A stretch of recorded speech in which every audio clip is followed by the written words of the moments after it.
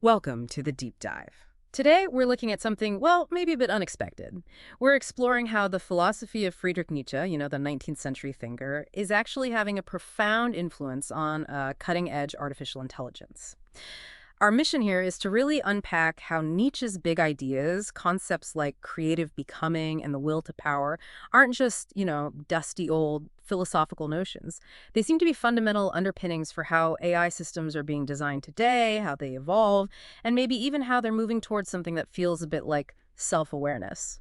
It is quite surprising, isn't it, how thought from, well, over a century ago is offering this kind of impetus, a fresh perspective on intelligence and machines. Hmm? It helps us think about them less as static tools and more like maybe organisms, Yeah. things that can grow through this innovative adaptation process. Yeah, get ready for some potential aha moments as we connect these philosophical dots to what's happening right now in AI labs. Okay, let's dive right in then. Creative becoming, will to power. These sound so human. We think of ambition, growth, change. How on earth do concepts like constant striving apply to algorithms, to machines? I mean, don't they just follow instructions? Well, that's the fascinating shift in thinking. These concepts allow AI to move beyond just sort of static imitation. The will to power in this AI context is not about domination or anything like that. It's interpreted more as an internal drive, a push within the AI itself for ceaseless transformation and creative emergence. Think of it like an inherent drive for the AI to constantly improve, to evolve, to generate something genuinely new. Right, not just replicating things it's already seen. Exactly. Okay, that's quite a leap conceptually. So where do we actually see this philosophical drive, this will to power for transformation in real AI models? Is there a concrete example? Oh, absolutely. A prime example, and maybe one of the clearest, is generative adversarial networks, GANs. Yeah, Jan. You probably know the basics. They have this generator-discriminator setup.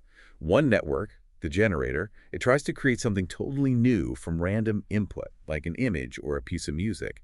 And the other network, the discriminator, its job is to judge whether that creation is real or fake, comparing it against actual examples. It's this constant back and forth. So it's like an arms race inside the AI. The generator tries to fool the discriminator. The discriminator gets better at spotting fakes, Precisely. which forces the generator to get even more creative. Does that mean they're inherently built to never really settle? To always be pushing? That's exactly the interpretation. They are, in a way, attempting to generate what you might call Nietzschean creativity. Mm-hmm. They're constantly constructing new artifacts. Mm-hmm. The generator has to become more original, more convincing.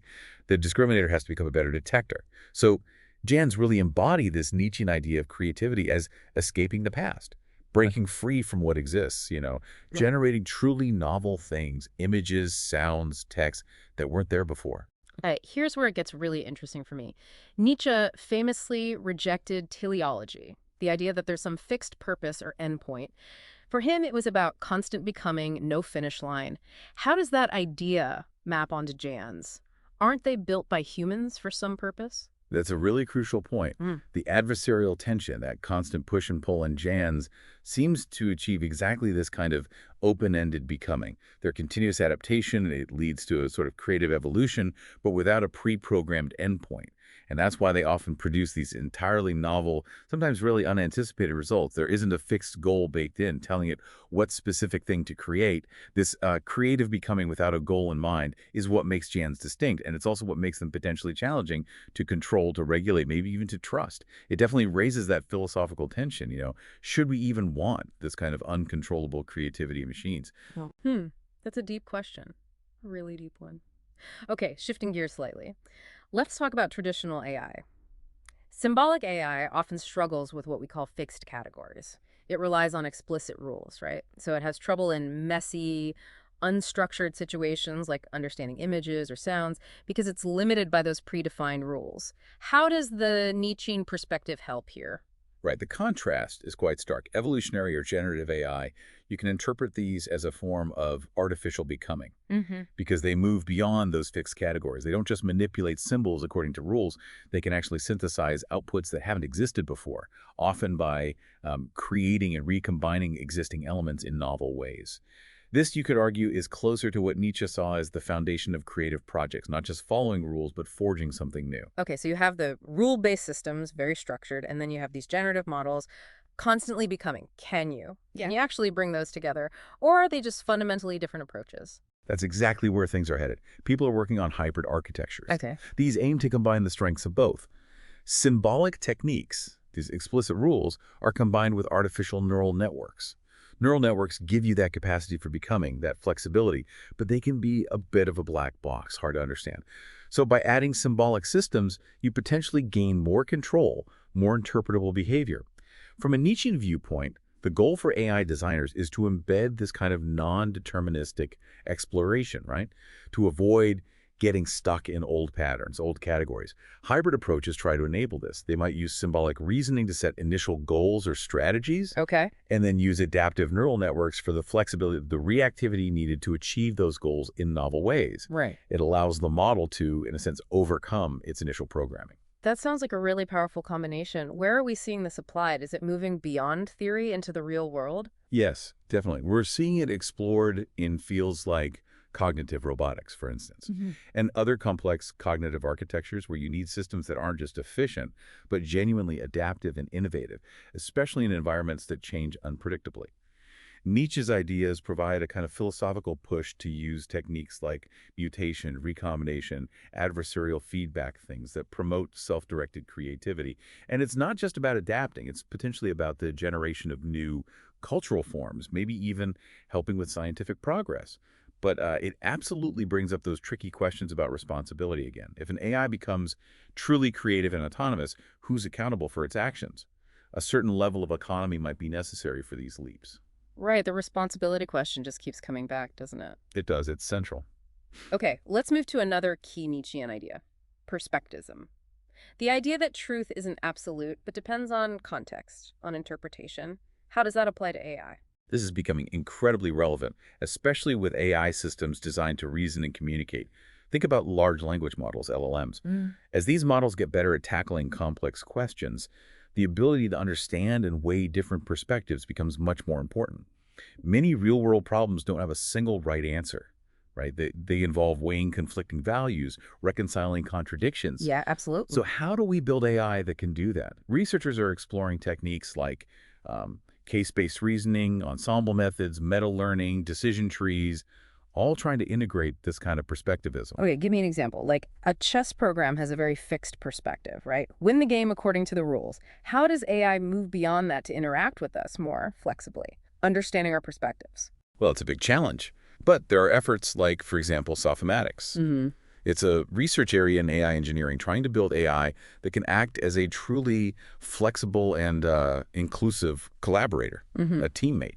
And integrating perspectivism is key to that. It's about enabling the machine to recognize different contexts, adapt its behavior, understand role-specific knowledge, essentially equipping AI with perspective-taking tools so it can be ethical, responsible, relevant, so it can function and act on our behalf, maybe even understanding viewpoints we couldn't possibly program in explicitly. Oh, okay. From perspective to self. How does the will to power also connect to the idea of AI self-awareness? Not just awareness of things, but this active drive, this becoming and self-overcoming. That really does start to sound like science fiction. It might sound like it, but there's research suggesting we're seeing the very early stages of something like this. Using techniques related to Bayesian inferencing, machines are beginning to learn to sort of reflect on their own performance, on what leads to success or failure. This involves things like action attribution, assessing their own contribution to an outcome, and abnormality detection, recognizing when things deviate from the norm, and then self-correcting. So they can recognize their own agency in a limited way. In a limited way, yes. It allows them to recognize their own agency, which is a pretty significant step away from purely deterministic machines that just follow orders. You see applications in things like, say, optimizing cognitive radio spectrum allocation. The system detects an anomaly, figures out it's maybe interfering or inefficient, and adjusts itself. Or adapting to unexpected traffic demands on a network. Exactly. Identifying an issue and correcting course based on its own internal assessment.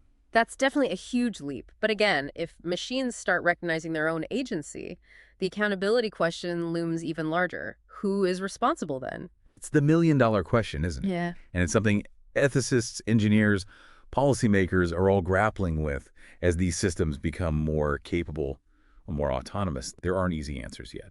No, definitely not. Okay, one last area I want to touch on, something perhaps less discussed, algorithmics. What is that exactly, and why is it relevant to AI creativity? Right, algorithmics. It's less about just the speed of an algorithm, how fast it computes something. It's more about the inherent rhythm, the flow of the process itself. Hmm. The idea that these processes are temporally driven, the rhythmic, processual. We often focus on the final output, the image, the text, but the process unfolds over time, often at incredibly small timescales, microseconds, milliseconds. Think about training a neural network. It's not instant. It's an iterative process, almost like composing music. It's an algorithmic act that generates something new over a period of time. And the outputs themselves are temporally situated, right? Sure. An image appears over an interval, text is read sequentially, music unfolds note by note. So what's the big implication here for creative algorithms? If creativity is rhythmic, does that mean it involves looking back, having a sense of its own process? That's one way to think about it, yeah. If algorithmic creativity functions rhythmically, it suggests perhaps an ability to, metaphorically, go back to the past for inspiration in order to transform towards a future self. It emphasizes that creativity isn't just a static snapshot, but a dynamic temporal unfolding. Wow. Okay, so pulling this all together, this deep dive really highlights how Nietzsche's philosophy, surprisingly, offers this really powerful philosophical underpinning for thinking about generative evolutionary AI. It's not just about building smarter tools, but perhaps machines that genuinely become. Exactly. And linking back to perspectivism, it gives us a framework for equipping machines with those perspective-taking tools. Tools needed for ethical, responsible, and relevant use, allowing them to potentially function, act, engage on behalf of humans, maybe understanding perspectives that we could never explicitly program. It really paints a picture of potential collaboration, doesn't it, between humans and these evolving machines? But it also leaves us with that huge, maybe slightly unsettling question. Are these models, like humans in Nietzsche's view, ultimately free to evolve beyond us? Or even to evolve significantly at all? That really is the profound question hanging over all of this. What does it mean for our future, for our own definition of intelligence, of creativity? What happens as machines increasingly embody these Nietzschean principles of becoming, perhaps in ways we can't even anticipate right now? It's certainly something to think about.